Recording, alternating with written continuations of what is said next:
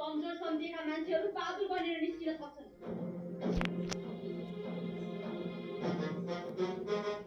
तैँले हामी नानीलाई कमजोर सम्झेर यातना दिएकी कि छैन? नानी कमजोर हुनुहुँदो रहेछ कि सम्बन्ध जोगाउनलाई झुक्नु भएको रहेछ थाहा भयो होला नि।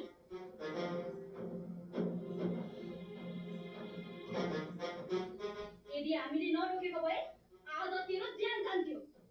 अब आजबाट यो घर र हाम्रो घरको सम्बन्ध सधैँको लागि सकियो। अब हाम्रो नानी यो घरमा फर्केर कहिले पनि आउनुहुन्न।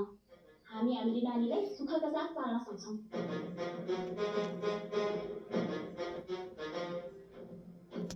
नानी जाउँ हेर्नुहोस्।